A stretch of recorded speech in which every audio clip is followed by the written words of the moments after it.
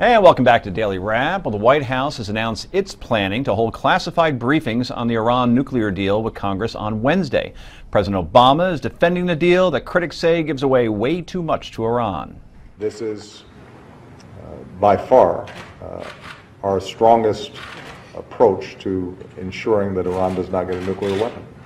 There is broad international consensus around this issue, not just among the international community, but also among experts in nuclear proliferation. And my working assumption is that Congress will pay attention to that broad-based. But at the UN today, Israel's ambassador warned of the consequences. If the international community refuses to see this as a tragedy, that is a grave strategic error. But if it is aware of the tragedy and still chooses to pursue this dangerous path, this is a catastrophe. Now, it doesn't appear the U.S. will be able to change Israel's mind, but will the White House be able to sell this deal to Congress, which gets the final say? Bill Tucker. They don't get the final say. He doesn't have to sell it to Congress, and he's already made that perfectly clear.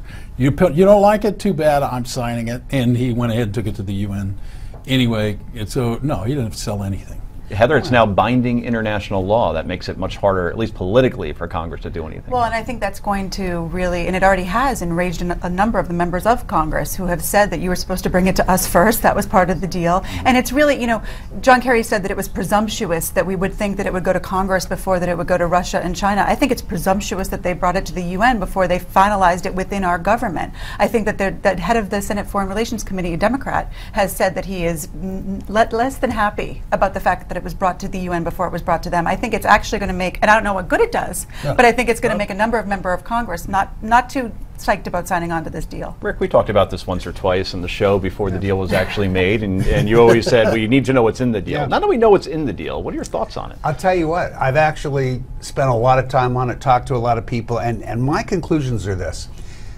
If you have a problem with the deal, and I understand that people have problems with various factors of the deal, the only conclusion you can come to is that the better way to go would have been to never start the negotiation in the first place. Take the argument that the sanctions, had they continued unabated by all the countries involved, would have forced Iran into an even more difficult situation and set the table for a better deal.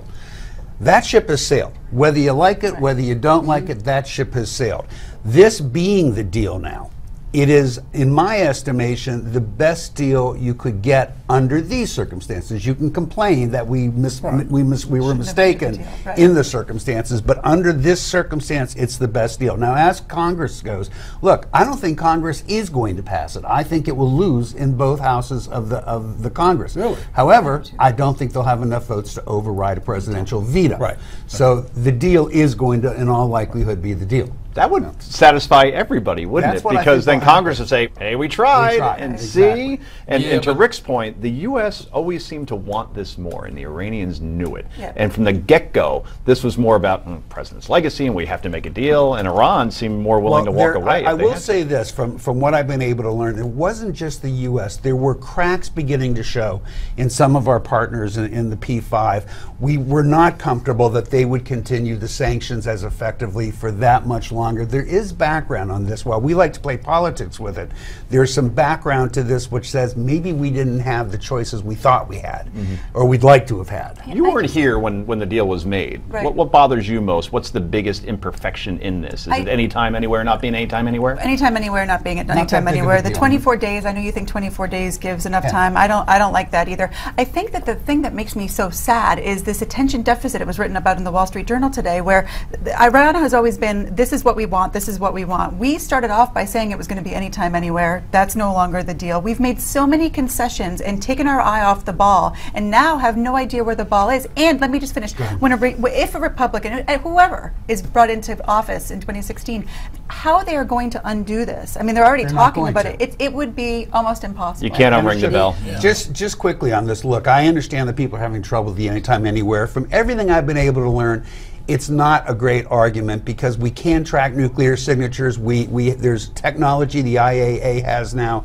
That's not the problem. You want something to complain about. Take a look at how fast Iran will get the $140 billion, because that's separate from sanctions, it's separate from everything else, and if they get it quick enough, then that would have been a reason to say you got snookered if they don't follow through. Bill, I think 24 days is a long time. I used to have parties when my parents went to the city. I swear to God, they were called till 10 parties. Right. And I get people in, right, and I get them out by 9:45. My You parents didn't get them have at 10:15, and I was signatures. able to clean everything. You didn't have nuclear signatures. I had bottle caps, though. Those are just as difficult. Final word. If there is one. I just don't. I disagree with you, Rick. I think if you're going to go in and negotiate a deal, you have to negotiate it from strength, and I don't think we did that. And I don't think that was the best deal Well, that we that's could the have best got. argument, actually. Okay, so coming up next, should there be a white privilege tax? Of course. This is the Daily Wrap, only on Newsmax TV.